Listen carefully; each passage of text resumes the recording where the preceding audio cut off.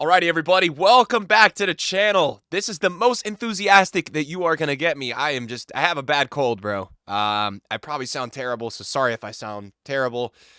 I'm doing all right. I'm just tired. Like I'm good. I'm not that. I don't got the fever, knock on wood, or anything like that. Just a bad head cold and that dry cough, man. Look, we're talking about Portugal.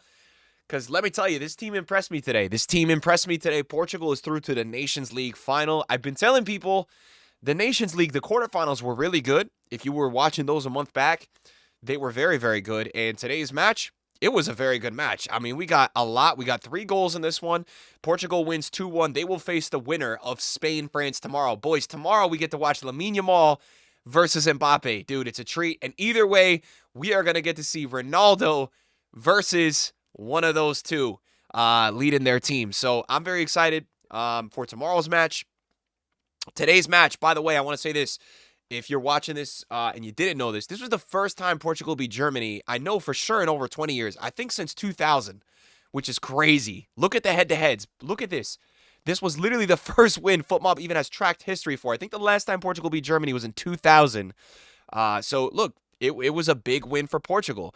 The highlights of this game, to me, honestly, guys, Wirtz scored an amazing header. Oh, my God. His header was crazy that he scored. It was like spinning outside of the net, came back into the back of the net. Even the keeper, all the defenders thought it wasn't going in. He got some insane spin on it. I don't even know how he did it. Wirtz looked absolutely phenomenal out there. That was a very nice pass from Kimmich. If you didn't watch this game, if you had work, if you had school, if you want to know the summary, the story of this game, Germany dominated the first half. Portugal just absolutely dominated the second half. And for me, where it all changed, and this is where I'm starting to get really, really like, maybe I'm starting to put some investment into this Portugal team going forward. I know people are going to call me delusional. Like you guys know, look, let me establish this, okay? I think Messi is the GOAT now after that World Cup. I think Ronaldo's the clutchest player ever. But what I will tell you, this Portugal team going forward, I'm not going to say it's Ronaldo's best chance, but we head into this World Cup next year. Yo, this Portugal team is good. And it's not even that they're playing insane yet. They've always had the potential, but they have some serious potential. Like what we're even seeing in this match today, especially the second half. I liked it a lot more compared to what I saw, especially at the Euro.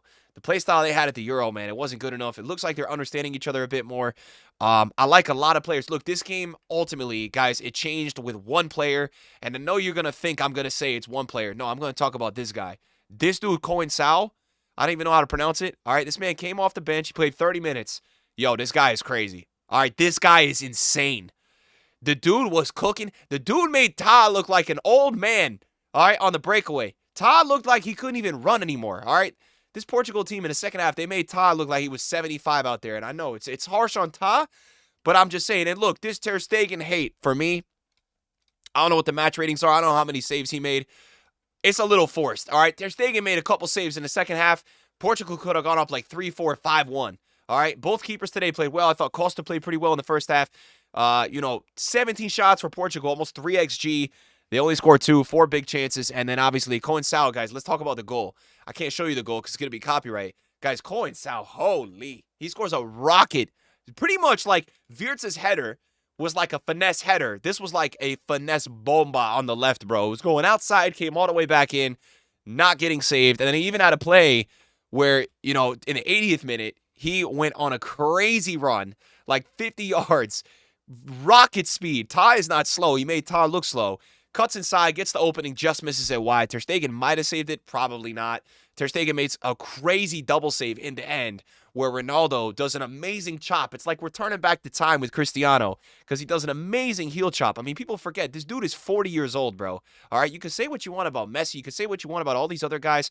There's no other dude that's 40, right, that's doing like this. I'm telling you. And is Ronaldo out there playing in his prime? Absolutely not. If you were to say that, you're delusional.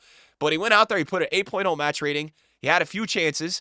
And look, I still think I will die on this hill. He's still Portugal's best option in that position. He is. Portugal's ultimate struggle for me, it gets blamed on Ronaldo at times. It comes from their lack of creativity, connecting at moments in the wing play. And I thought today with Cohen-Sao, they did it amazingly.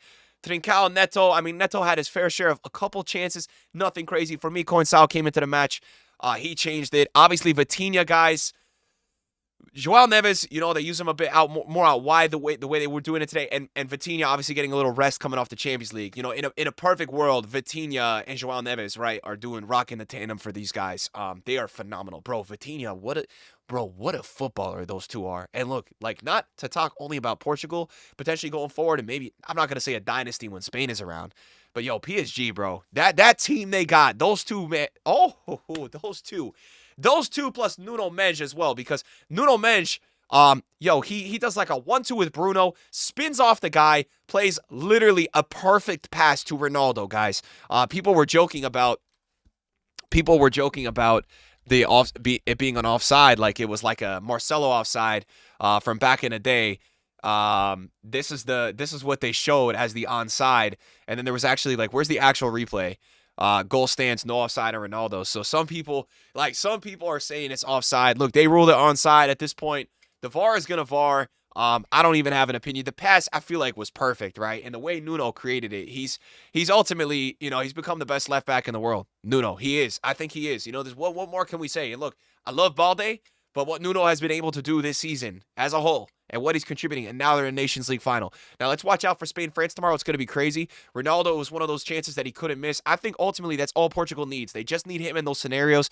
Ronaldo's got to remember his age, his role in this team. He's not somebody anymore that needs to be the main guy for them. He needs to just contribute, positioning-wise, be there for the moment. He's got a really solid squad. He's got a really solid squad. What are some other talking points in this game? Yo, this guy, Voltamade, just for anybody that was watching it. Bro, this dude is huge. This dude must be like 6'8", bro. This guy gives me the OG hold-up striker vibes. I saw many times Germany was just running at this dude, and he just holding the guy like this, and he's so tall. He was out there looking like a giant, like the Empire State Building next to Ruben Diaz and Inacio, who are also, both of them are very tall. Other talking points about Germany. Man, how many stinker Sane performances have I seen at this point? This was not one of his all-time ones, but man, Germany, ultimately, for me, they controlled the first half, struggled to kind of keep it there in the second half, had a bit of an advantage. I think this one was at home today for them, right? Yeah, this one was, it was a home atmosphere, although Portugal showed out for that one. The best player for Germany today, yeah, Wirtz and Kimmich. Wirtz, to be honest, guys, he's going to be some footballer. Liverpool fans, you guys are lucky, and we got a little bit of a glimpse. Bernardo Silva, I don't have the replay. He had a cheap shot at Wirtz today. Wirtz dribbled a couple past the ball. He kept running, and Bernardo saw him. Ref wasn't looking. He went like this, bro. Then Wirtz laughed it off. I like Wirtz because I think Wirtz is not scared of the moment. I think Wirtz is not I don't think he's a pussy. Like, he really is a strong dude, bro. I saw him laughing after the hit because they didn't call anything. And he goes up to Bernardo the next play. And Wirtz actually gets the yellow card because Wirtz kind of tugs back at him a little bit. I liked it, man. I like that energy. Maybe that's a little bit Bernardo's like welcoming him because, I think Man City and Liverpool, over the last 5-6 years, they've developed that kind of, they don't like each other. So, that's going to be something to watch out for. But nah, man, overall, Germany, do you put too much emphasis on this, right? It's Nations League. You didn't play terrible today. You just played only one half. Portugal played the second half.